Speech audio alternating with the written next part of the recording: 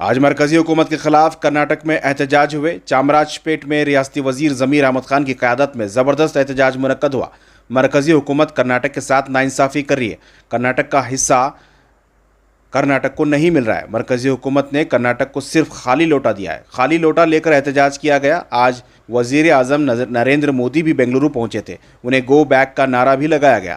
इस मौके पर रियासती वजीर ज़मीर अहमद खान ने कहा कि पिछले 10 साल से कर्नाटक के साथ मरकजी हुकूमत नाइंसाफ़ी कर रही है। आवाम महंगाई से परेशान है। पेट्रोल की कीमतें आसमान छू रही हैं।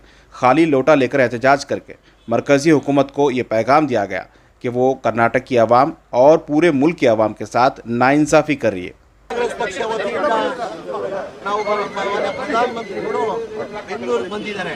ಹಾಗಾಗಿ ನಾವು ಬೆಂಗಳೂರಲ್ಲಿ ಎಲ್ಲ ಕಾಂಗ್ರೆಸ್ ಪಕ್ಷದವರು ಪ್ರತಿಭಟನೆ ಹಮ್ಮಿಕೊಂಡಿದ್ದೀವಿ.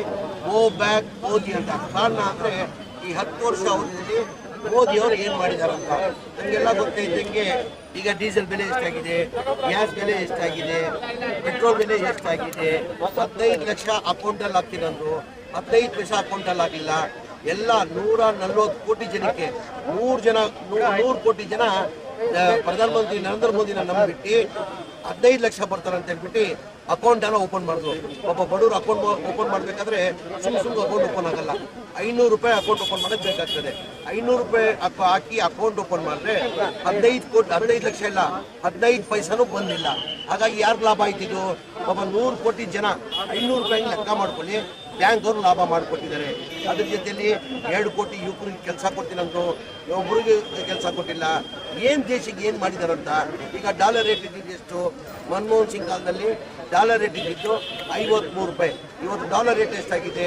85 ರೂಪಾಯಿ ಆಗಿದೆ. ಈಗ ಡೀಸೆಲ್ ರೇಟ್ ಮನಮೋಹನ್ ಸಿಂಗ್ ಕಾಲದಲ್ಲಿ ಎಷ್ಟಿತ್ತು? ಡೀಸೆಲ್ ಬೆಲೆ 53 ರೂಪಾಯಿ ಇತ್ತು. ಪೆಟ್ರೋಲ್ ಬೆಲೆ ಎಷ್ಟಿತ್ತು? 70 ರೂಪಾಯಿನೂ ಇತ್ತು. ಗ್ಯಾಸ್ ಬೆಲೆ ಎಷ್ಟಿತ್ತು? 413 ರೂಪಾಯಿ ಇತ್ತು.